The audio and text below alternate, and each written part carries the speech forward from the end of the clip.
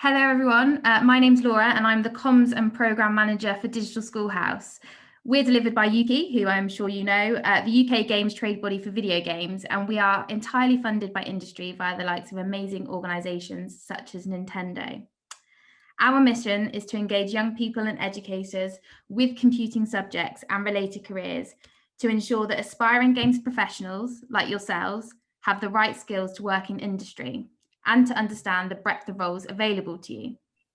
We have a network of schoolhouses across the UK that help us to deliver our mission.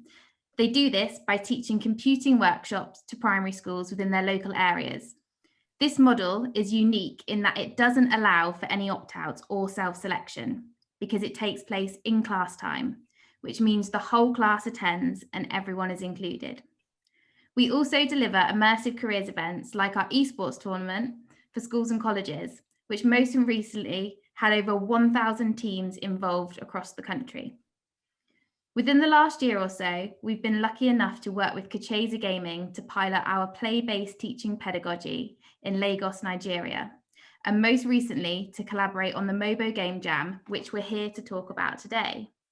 Which leads me nicely on to introduce you to founder and CEO of Kucheza Gaming, Bukola. Hi, thanks a lot, Laura. It's very nice to be here. As Laura said, my name is Bukola Akingbade, and I'm the founder and CEO of Kucheza Gaming.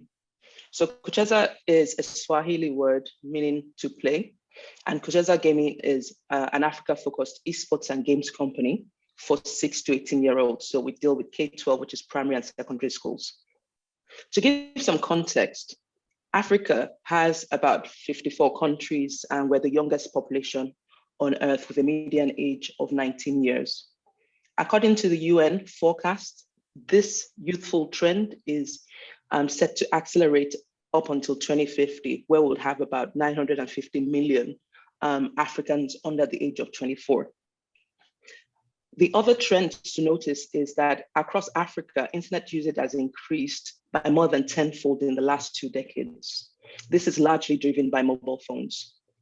In sub-Saharan Africa alone, we have just under 1 billion SIM connections, just under 500 million unique mobile phone users. 44% of these are smartphone users, and this is set to increase to 65% by 2024. And in terms of contribution to GDP, the mobile industry is set to contribute $184 billion by 2024 to Africa's GDP. Our vibrant energy, creativity, and culture have been amplified by this access through mobile to information, to technology and distribution. Many of you would have come across African or Nigerian music. I'm sure you might know the likes of Burna, Wizkid, etc., or even the growth of Nollywood, which is Nigeria's Hollywood. We believe the same is true or will be true for the Africa's games industry if kids and teens are given access to new ways of learning now. So our mission at Kucheza is to unlock the economic and educational value of video games for K-12 through a series of school esports leagues, esports education, computing curriculum interventions, and this we do in partnership with Digital Schoolhouse, career pathways to the games industry, and other initiatives like the Mobile Game Jam that we're here to discuss today. So what is Mobile Game Jam? Mobile Game Jam is an annual international game making challenge where young innovators from the UK and Nigeria compete to create games that combine computational thinking, compassion, and creativity to solve a worldwide problem. Last year, our theme was around access to clean water. 1 in 10 people across the world have no access to clean water. 40% of these people live in sub-Saharan Africa. Right. The Mobile Game Jam allows kids and teens to channel the passion they have for games towards solving social issues in a creative and immersive way. Amazing. So Bukola, you are the brainchild behind the Mobile Game Jam. Tell me, how did you come up with the event concept and what motivated you to want to collaborate with Digital Schoolhouse on this project? So I think that's a good question. I'll start by giving context yet again. So the world is in a relentless race for the adoption of the latest technology. The truth is, if Africa doesn't foster the right environment for its people to embrace the new technology, we may find ourselves left far behind. So for instance, I live in Nigeria. In Nigeria, population growth far outpaces the rate of and pace of innovation, curriculum or infrastructural development, investment in education, etc. Last year, sadly, we have about 10.5 million kids of school age 6 to 11 being out of school. There's limited access to tech-based learning. Even the quality of education and the investment in education is subpar. It is clear that without scalable interventions in human capital development, we can expect a staggering rise in poverty, which, with a country that with over 200 million people should be staggering to anyone across the world. So time and time again, it's clear that Nigerians thrive wherever they go in the world, right? And recently, or this week, I was reading President Obama's book, The Promised Land. And he was talking about when he was visiting some of the military hospitals, during his time as president. And he mentioned that, Nigerians were some of the, nationalities who worked in those hospitals as doctors, and they were really, really remarkable people. So I think the issue for us is not, as Africans, it's not a capacity issue. It's an access to opportunity issue. And we see this time and time again. There's a great quote from Dan Tavernier's book, Prepared. It's a book really about rethinking education. She built it on the American educational system. In the book, she says, we wanted to teach kids not just what they can do to get into college, but what they needed to live a good life. And I think at the core of education, this is what education must strive to do. So for us, the Mobile Game Jam was conceived to kickstart a path to equipping the next generation of Africans with digital skills required to compete in a digital future through creative problem solving, complex critical thinking, creativity, etc. We advocate for video games as a viable driver for STEAM education, where we really, really dial up, the angles of art, of storytelling as a core element to STEM education. So if by using video games as an access point, we're able to spark and harness the curiosity and creativity of kids towards problem solving, we think we're well on our way.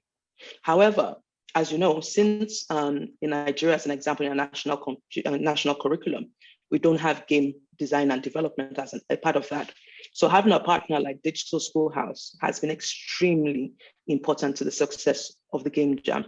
Laura, the UK does have a more evolved curriculum than ours, doesn't it?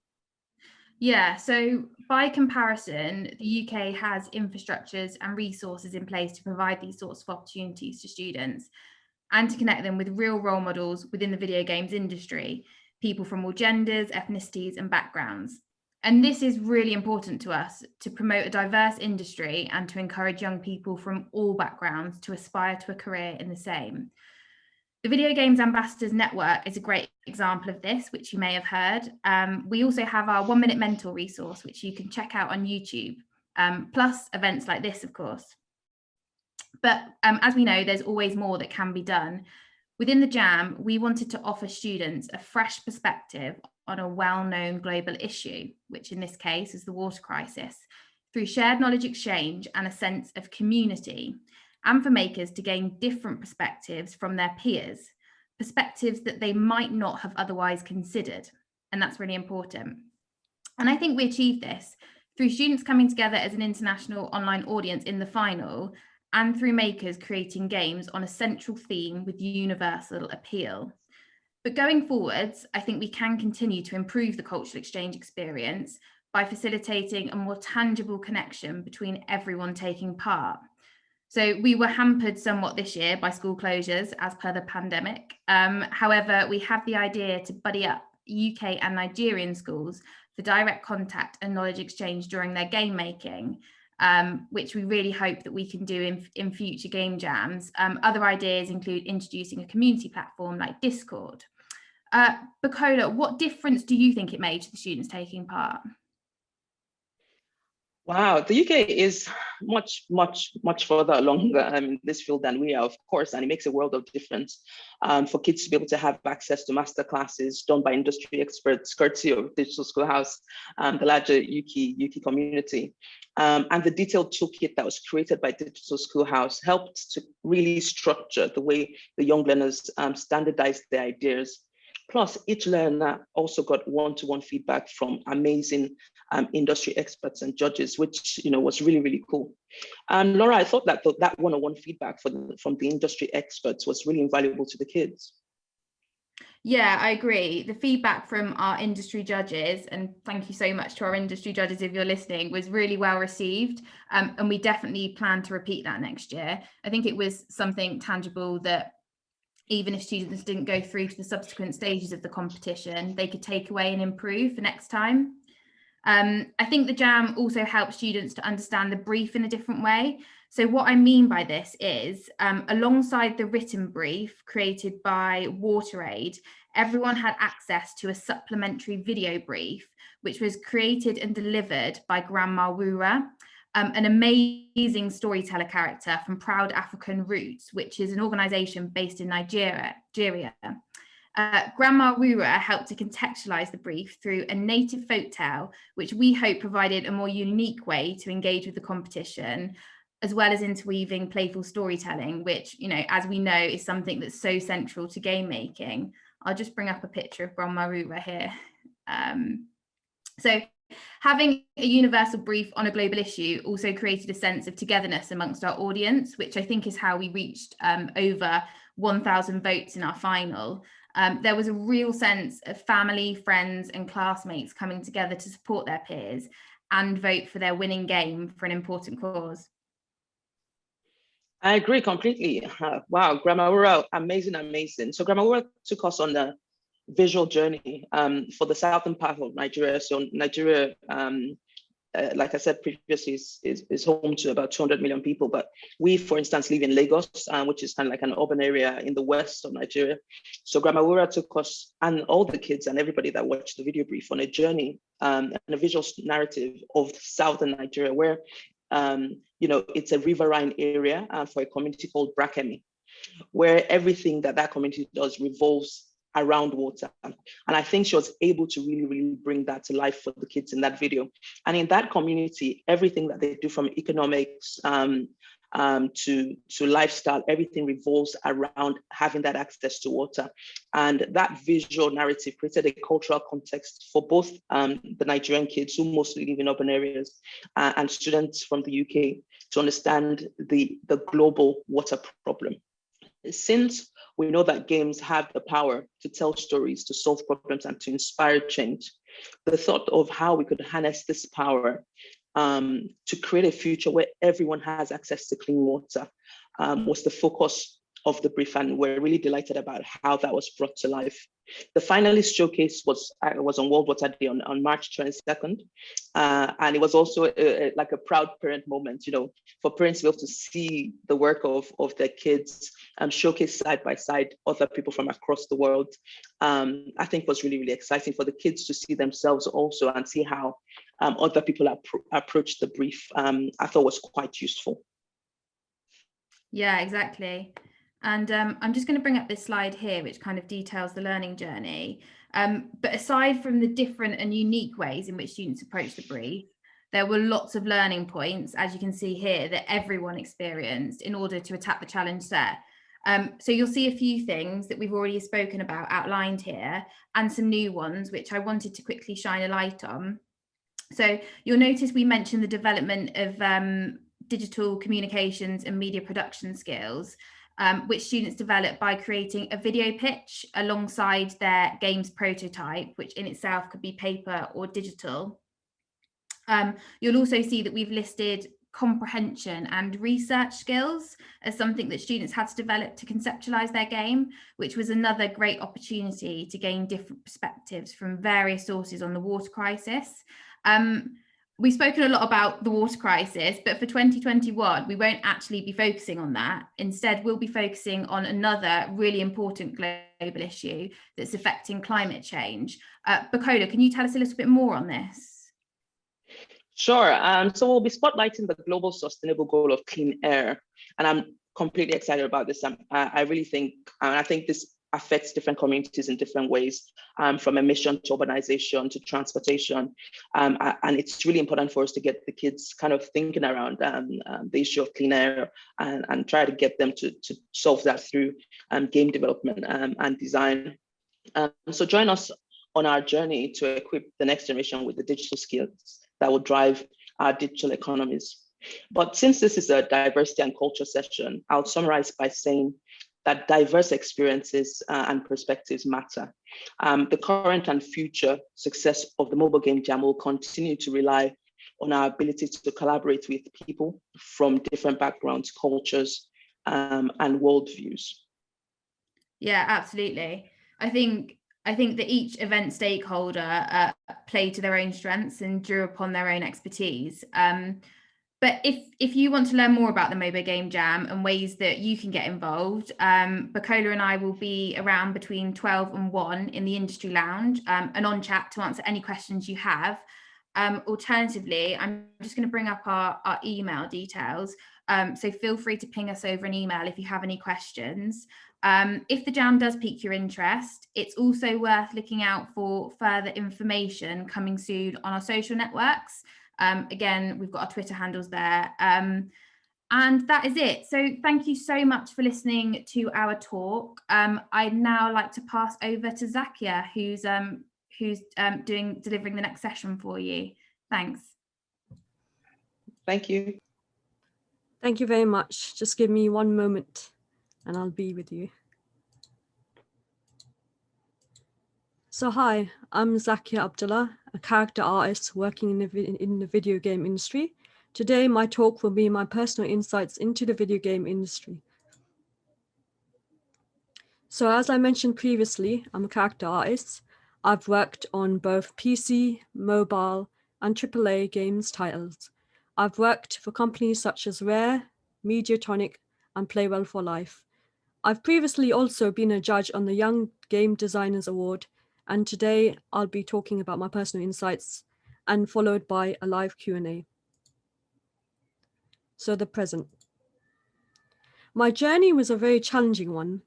I came from a background where art was seen as something you do as a hobby, not necessarily a career. So my main focus was to become a pharmacist. I'd spend hours and hours studying, working really hard, and in my spare time, I'd spend around 3 hours painting.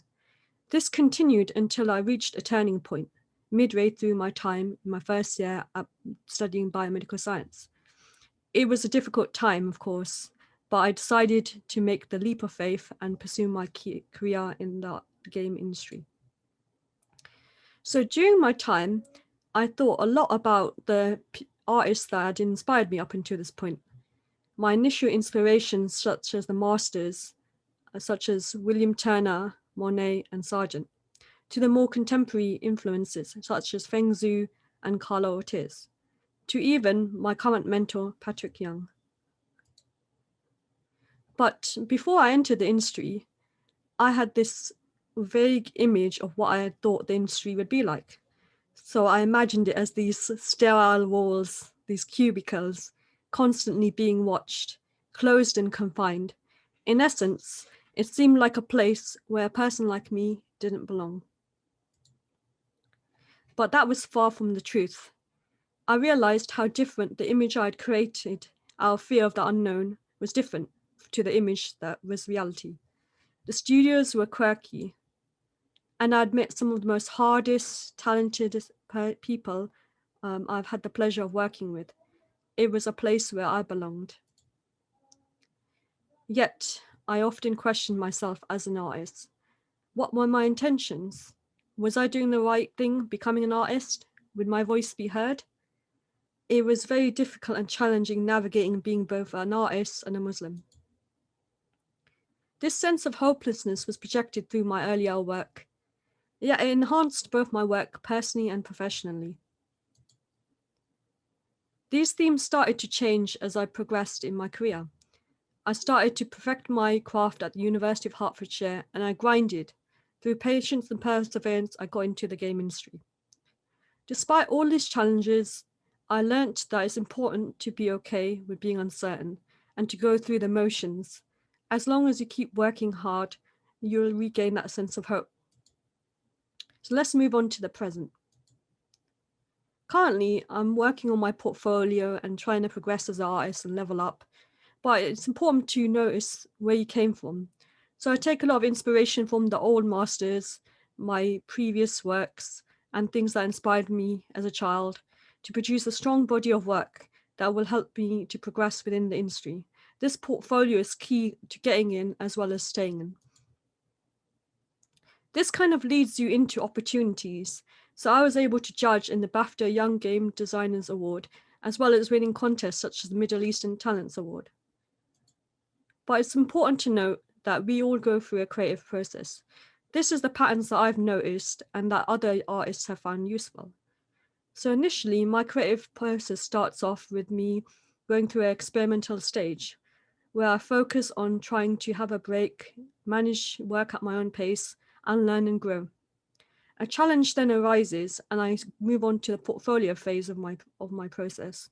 Here is where the meat is produced, the milestones are reached, and large projects are completed. This leads to positive rewards in the form of exposure, so things like articles, contests, and interviews. But if you keep the ball moving and keep producing new content and updating your portfolio, you'll reach a point where you will see success.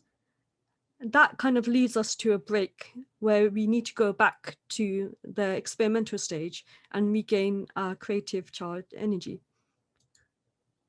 So for the future, although I love what I do, I've reached a point where I want to go beyond art.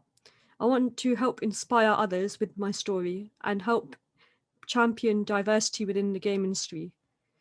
While I continue to produce this work and work professionally, I hope to also continue to grow my network.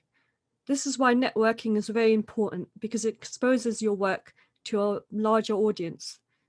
Therefore, networking is a valuable skill that will help you, and it allowed me to be here present with you today. Thanks to Yuki and BAME.